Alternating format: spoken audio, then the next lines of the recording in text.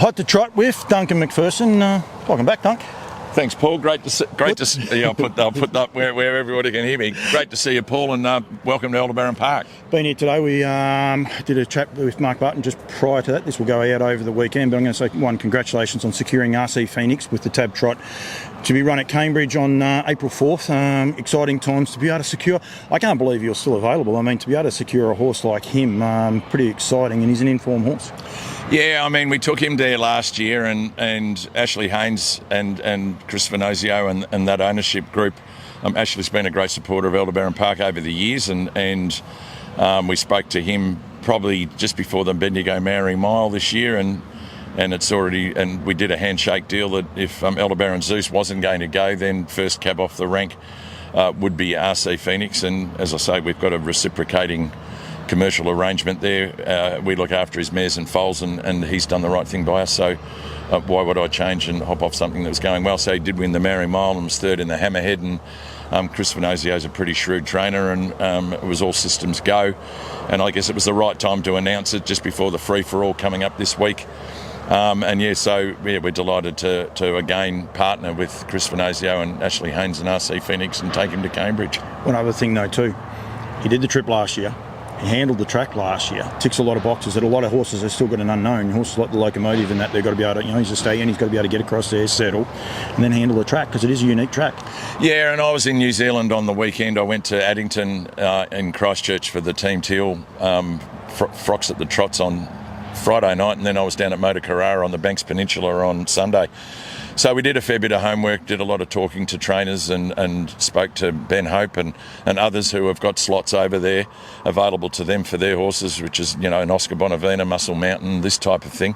And so knowing that probably I'm Ready Jet was going to go, and knowing that Queen Elida is already there, the girls will draw 1-2, and David Branch is... Some talk of a third filly too, which could make it interesting. Well, I think there's 7 of the 8 slots have all signed off now, so we'll see how that goes. But it'll be very interesting to see. But yeah, you've got to...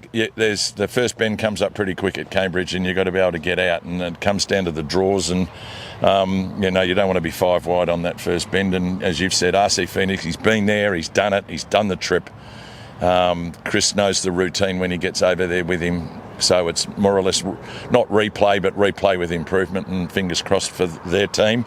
I wish them all the very best, and I wish David Branch and the whole Cambridge crew and Harness Racing New Zealand. It's a great concept. It's been well supported again this year, and I'm sure that on the night it'll be one of the most watched trotting races because of the quality of the horses that are there. Looking forward to being over there and covering it as well. It's going to be very, very exciting. We're here doing yearling videos. I'm not doing the yearling videos. Yearling videos are getting done today by Rob and the crew. They're going to be going out very shortly. We want to make sure people are aware of it. We want to make sure people come here, get to Aldebaran Park and inspect these horses. They race at Shep every Tuesday night. If you get in here early, if you're a driver, train a driver, get here early, take the time to come through. Mark just said then before, there's 60 trotters going around, there's 16 of them being prepared here. That's almost a third of the sale. If you're looking to buy a trotter, you're crazy if you don't come here, get here before the sale. A couple of weeks before, inspect these horses. Yeah, well, some shrewd trainers have already been through. Paddy Lee and the crew came through last Sunday, and Alfred's been through. Brent Lilly's been up. Chris Pheonix have shown interest. He'll be here in the next week or so. But whether you're at that, whether you're that end of the trainer or you want to train 1 or 2 horses yourself, don't be embarrassed to come. No, there's a horse here for. We've proven before. There's a horse here for everybody. We sell our horses at the sales. They're for genuine sale on the day. We don't have unrealistic expectations, and as I said to you off air, the Aldebaran Teal dancing in the dark. Her first foal in Sweden, Foreshore Aldebaran, I think he's won 5 now. We just make sure that the catalogues are updated accordingly, but that's a genetic, it's a filly, it's a genetic that's been unavailable down here before out of a Swedish mare. It's a great opportunity for people to if they want to stay in the industry, if you like, to have a filly to race, but then you've got a genetic to breed on with, and I think that there's a two-pronged attack in people's minds, and people that have been here already are pretty impressed with some of the animals and the horses, and Mel and Danny do a great job here at Aldebaran Park and the rest of the team, and they're available as required over the next 3 or 4 weeks. Meant to congratulate Mel too. She had another winner for the Team Teal as well, scheming last week, I think it was. So, yeah, 53 and 4, I think, at Wagga, and scheming scheming's in the lucky last for Mel on Saturday night. It's won its last 3 in a row, and it's great that they're having their own success out of Aldebaran Park, albeit with paces, but they're having a good run at the moment, and we wish them all. I wish them every success. We've always allowed people that are on farm here to have a few horses at the farm, and success breeds success, so it's a great outcome for them. Last time I did an interview underneath here, the lady had her fingernails painted beautifully. Until you don't have that, mate. You're dropping your standards a bit. No, I've done my toenails today, Paul. And he's actually got shoes on today. And they're in my boots. Yeah, I've got my boots on, so we're well under control. But it's also good to come up here today and see the progress of the foals. Yeah. The 2 Calgary Games fillies, the 2 Walner colts. We've spoken about them before. We've seen them up here before, and you and I'll go for a walk shortly. But look, they're now 3-4 month old foals, but they'll be weaned after we finished with the yearling sales. But things are going really well up here, and we're very excited. And probably the other exciting thing for us is we've got Aldebaran Murray, Aldebaran Brook, Aldebaran A Crooks. We've got 3 open class mares racing in Victoria at the moment, in a great race this week. Hopefully 1 or 2 go up for the Larcooker Archer in New South Wales, and then you've got your $100,000 mares race for the trotters up in Sydney in early May.